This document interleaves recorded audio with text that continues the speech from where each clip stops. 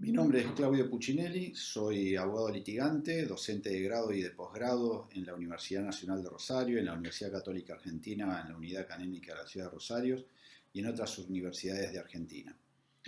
Dentro de este ciclo sobre oralidad, pandemia y proceso, voy a hablar de proceso penal comparado y crisis sanitaria. Esto tiene tres niveles de tratamiento, uno convencional, otro constitucional y otro eminentemente procesal o procedimental. La declaración de la pandemia ya por marzo de 2020 obligó a que todos los estados tomaran medidas a los fines de su resguardo por el tema de la salud y el COVID-19, pero esto repercutió indudablemente sobre lo que es la administración de justicia. Ante esta problemática, la ONU, a través de el Alto Comisionado de Derechos Humanos y la sección para América del Sur, sacó una resolución o una recomendación a los Estados miembros para que todos los estados confluyeran en el reforzar el reconocimiento y el resguardo y garantía de los derechos humanos, entre ellos los económicos, sociales y culturales, pero también aquellos, y esencialmente lo que nos interesa, los derechos judiciales. Sobre todo cuando se trata de cuestiones relacionadas con la salud y el encierro. A partir de eso, frente al temor de la propagación de la pandemia del COVID-19, se dictaron una serie de recomendaciones, entre ellas liberar o dar salidas alternativas a los condenados a través de indultos, a través de anticipo de las salidas transitorias, libertades provisionales, pero también se hicieron a través de a las personas que están sometidas a proceso, que se los liberara a través de distintas alternativas a la prisión preventiva, como por ejemplo la prisión o prisión preventiva domiciliaria y otras alternativas que podían sucederse. A partir de esto se recomendó específicamente hacia los grupos vulnerables, que son las personas de mayor edad, con mayor riesgo en la salud, por tener enfermedades preexistentes, a los grupos normalmente vulnerables como las mujeres, con niños, embarazadas, las personas que estén pronto a recuperar la libertad definitiva, aquellos que estaban con salidas alternativas de prisión, de libertad anticipada, que es la libertad provisional, tuvieran un anticipo y trasladárselo ya a prisión domiciliaria. La cuestión es que, del mismo modo, la Corte Interamericana, también por los primeros días de abril de este año, dictó una recomendación a los fines de aplicar estas mismas salidas alternativas a los grupos vulnerables. Entonces, esto generó en los estados, y a partir de las obligaciones constitucionales que tenemos de adecuar los estándares mínimos fijados por las convenciones, pero a su vez la aplicación que debemos hacer de los criterios de las cortes internacionales, los estados empezaron a dar distintas respuestas a estas sugerencias. Lo que sucedió en distintos países, y creo que en general de la misma manera, aunque algunos con excepciones, pero lo real es que vamos a analizar como derecho comparado con el escaso tiempo que tenemos, tres países, Chile, Perú y Argentina. En el caso de Perú, el gobierno a través del Ministerio del Interior dictó el estado excepcional para resolver el tema de la pandemia, y a su vez la Corte Suprema de Chile dictó resoluciones referidas a cómo trabajar durante la pandemia. Así que Chile, teniendo un sistema adversarial, lo que hizo es trabajar con plataformas como Zoom, Webex, y limitar el trabajo a todo lo que tiene que ver con estas cuestiones que planteaba la Corte y la ONU con relación al control de detención, la prisión preventiva, etc. También se generaron problemas con relación a los condenados y por lo tanto se dieron indultos en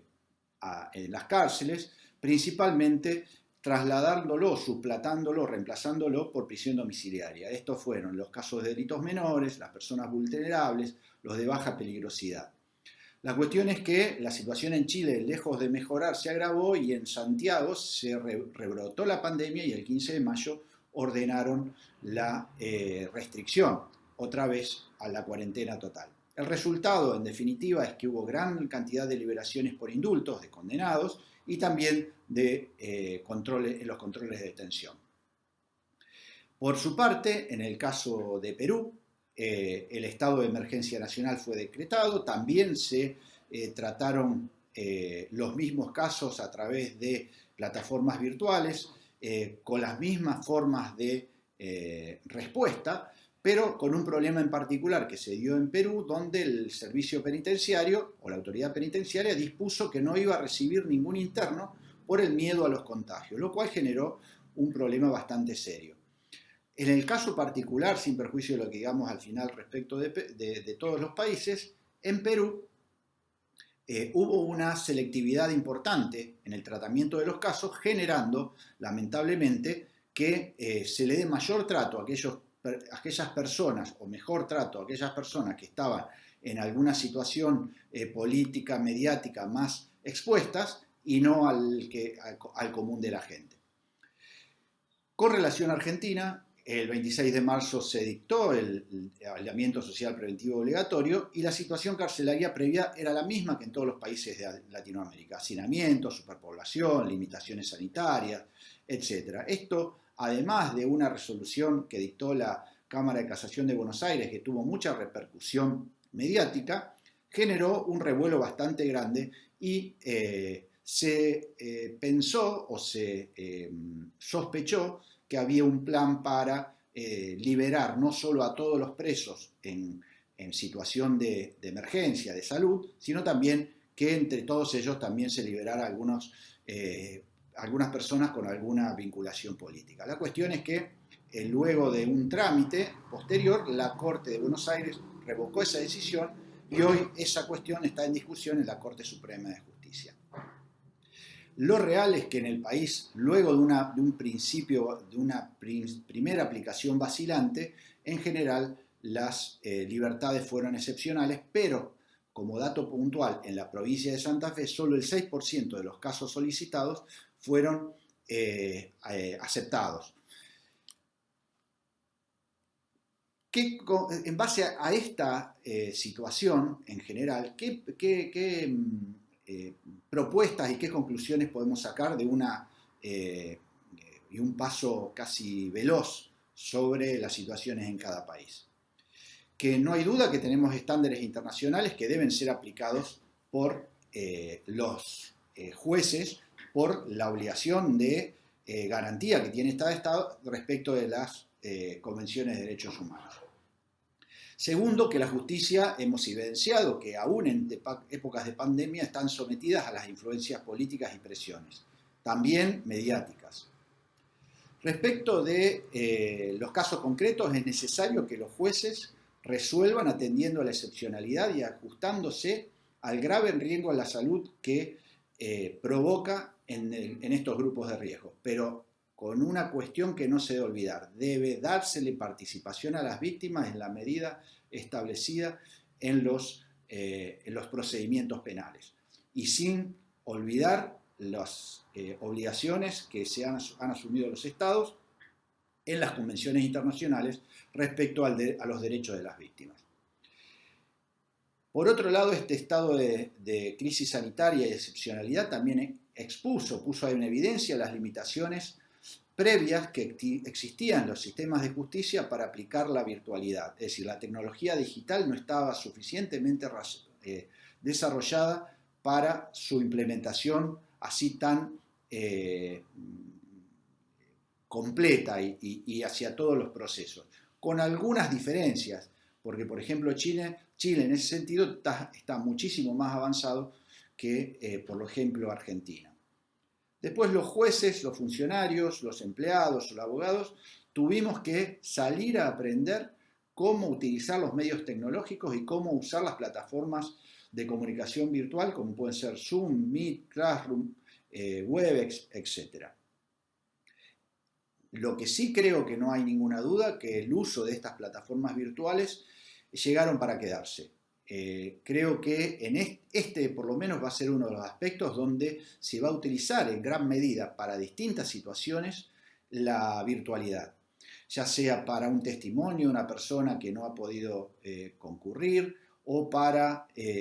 personas de alta peligrosidad para que se realice una audiencia de alguna manera con su presencia virtual pero no física. Pero para esto es necesario implementar mejoras en el sistema informático y en la conectividad. Lo que sí tengo claro es que no hay serias objeciones para que la modalidad virtual se lleve a cabo en audiencias previas. En las audiencias que discutamos medidas cautelares, prisión preventiva, constituciones de querellantes, etc. Pero sí creo que es altamente inconveniente llevar a cabo juicios orales en estos como en estos tiempos de excepción a través de la virtualidad, porque el gran problema es el límite que se tiene a la inmediación, pero también el límite a la seguridad de los testigos. Seguridad en cuanto a la persona, a su integridad, pero también seguridad en cuanto al discurso que pueda dar con total libertad. Por eso entiendo que los juicios orales no pueden ser realizados absolutamente en modo virtual, pero en algunos casos la virtualidad puede servir para que imputados de alta peligrosidad puedan ser convocados a una sala contigua y en esa sala contigua que estén presentes a través de lo que se llama la videoconferencia. Por lo tanto, aplicaríamos la presencia semipresencial con la virtualidad. Y esto sí creo que garantizaría algunos juicios donde hay ciertos temores para las víctimas. Con esto rápidamente creo que he terminado el tema y los dejo para la próxima.